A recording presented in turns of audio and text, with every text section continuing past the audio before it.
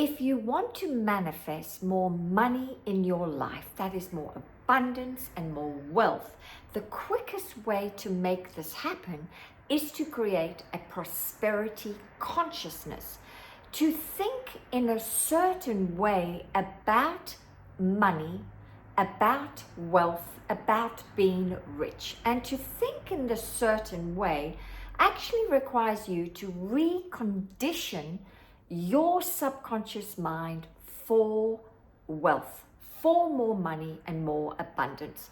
Because I've discovered many people are trying to create more money by doing more. And I'm like, you have within you the unseen forces, your subconscious mind, that is a servo mechanism that is dying to serve you, dying to do exactly what you would love for it to do without you having to chase it all the time, but rather attract it. And this servo mechanism requires a certain habit of thinking, a certain pattern of thinking. And when you can get this pattern of thinking right, I call it the right mood, because the subconscious mind is the feeling center.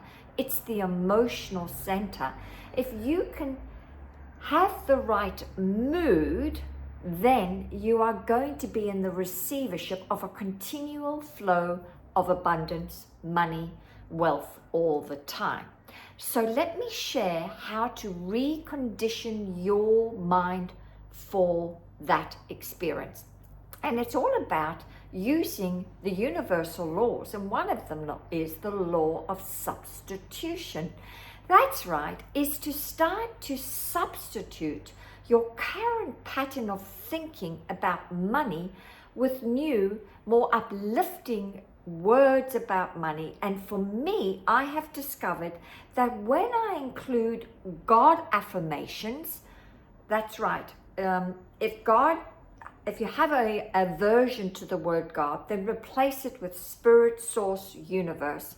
But I've discovered that when I use God affirmations, then there's this magic that happens, because I'm connecting to the power that's within me, that's flowing within me and through me all the time, that's actually running this universe right now, that's causing the earth to rotate around the sun. This power is also part of me, which I like to call God, source, higher power, infinite intelligence. So when I started to use God affirmations, suddenly I noticed there was an atonement within my mind.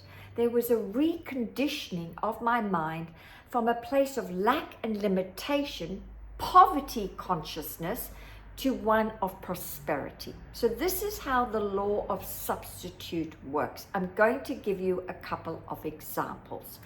So what I did was, I would notice my usual pattern of thinking coming up that was of a negative nature. So for example, I might be out and about shopping and I'll see something and go, oh, well, that's expensive. I can't afford that. And rather replace it with, well, that's an interesting price. That's a divine idea. I would love that, but I'm not going to buy it today. Okay? And God is the source of my supply and provides richly for me now. This is going back a little back in time. I'd see my bank account low, and instead of getting into the mood, and that's that sick feeling inside of you when you see the bank account low, I would switch to instead saying, well, God is the source of my supply. God provides richly for me now, and God is never late. No, God is my instant, everlasting supplier. No, all is well. And I would say by day and by night, I am advancing, progressing, and getting richer. So initially, I did not believe these statements. So don't be hard on yourself if you don't believe them. But over a period of time, and sometimes I would say these sayings 50 times in 1 hour, right? When my negative inner critic was on a rampage to scare me to death about my financial disposition when it was really low, I would go on a rampage to recondition my mind for wealth. I would go on this rampage. I remember when I was living in Vegas, many years ago, I nearly got evicted during COVID. And I went on a rampage for around about 2 weeks, continually saying, nope, God is the source of my supply. God provides richly for me now. God is never late. And then the eviction, I knew the eviction notice was coming because I hadn't paid my rent on time for the very first and last time. But I kept going, no, God is the source of my supply. God provides richly for me now. And the eviction notice came. It did.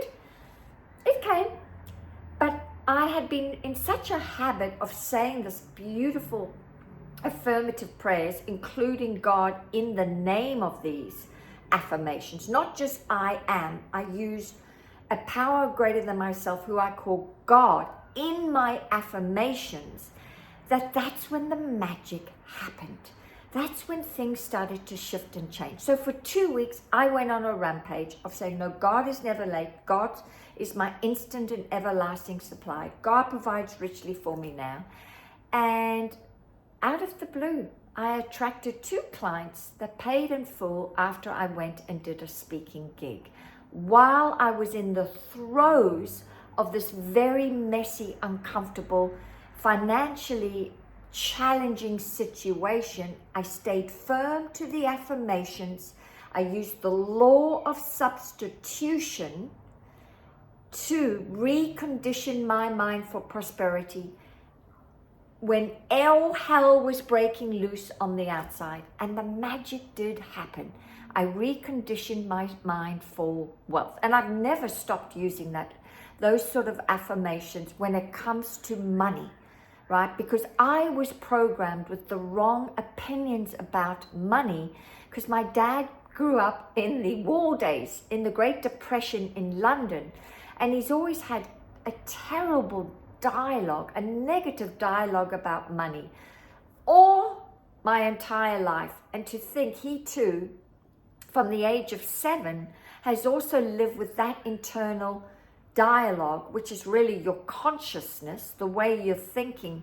He's also lived with it, and he's 96 now, and to think he hasn't had a great life in the sense with around peace around money. So I want to help you have peace around money and start to get the flow of money flowing into your life experiences. And the quickest way to do it is to create a prosperity consciousness. And you begin to create a prosperity consciousness when you use the law of substitution. And every time you're about to say, oh, that's expensive, just cut yourself off mid-sentence and replace it with affirmative prayers that include God's name in it. And then watch the magic happen. The quickest way to end all suffering is to develop your will. That's right. I have discovered that most people have very weak wills, and it's the will that supports you to get what you would love. It's your will that is the energy that supports you.